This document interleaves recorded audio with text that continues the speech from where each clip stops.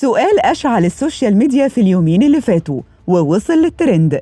الحكاية بدأت لما شيرين ضربت كرسي في الكلوب وقالت في أحد البرامج على قناة أبو ظبي إنها هي صوت مصر. شيرين كانت بتقيم المطربات في الوطن العربي واتكلمت عن إليسا ونانسي عجرم ونوال الزغبي وغيرهم، لكن لما مقدم البرنامج سألها مين هي المطربة اللي ممكن نقول إنها صوت مصر في الوقت الحالي، فضحكت شيرين كعادتها وقالت طبعاً أنا صوت مصر. هو ده برضه سؤال؟ إجابة شيرين دي أثارت رواد السوشيال ميديا، وبسرعة البرق قام عشاق أنغام بتدشين هاشتاج على تويتر بعنوان أنغام صوت مصر، وبعد ساعات الهاشتاج تصدر الترند على تويتر وعلى الفيسبوك.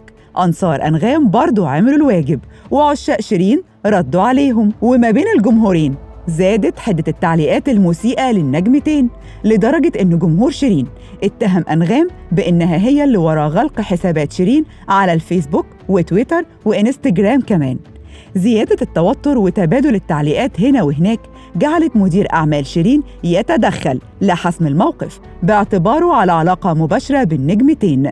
إيهاب صالح مدير أعمال الفنانة شيرين أعرب عن إساءته الشديدة من ردود فعل الجمهور على تلك الأزمة.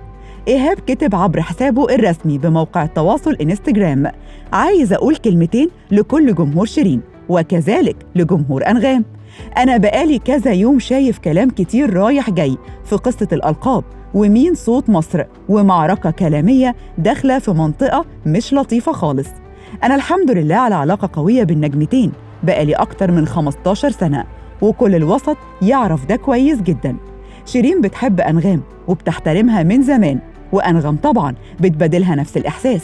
وكل الكلام والشائعات العجيبة إن أنغام هي اللي ورا مشاكل غلق حسابات شيرين على السوشيال ميديا ده كلام ملوش أي أساس من الصحة، وأنا في المطبخ وعارف كويس جداً إيه سبب المشكلة ومين اللي وراها. واختتم حديثه قائلاً: من حق جمهور كل نجمة يغير ويحب نجمته ويدافع عنها، بس طبعاً من غير غلط وتجريح، علشان إحنا أرقى من كده بكتير. خلاصة الكلام، شيرين وأنغام دول هم أصوات مصر وقيمة كبيرة جدا عندنا وفي كل الوطن العربي، فياريت تستهدوا بالله كده علشان اللي بيحصل ده مش حلو. والله يا هوبا يا أخوي عندك حق، اللي بيحصل ده مش حلو عشانك فعلا ولا حلو عشاننا. ما تنسوش تشتركوا في قناة مصر اليوم على يوتيوب وتفعلوا زر الجرس علشان يوصل لكم كل الأخبار أول بأول.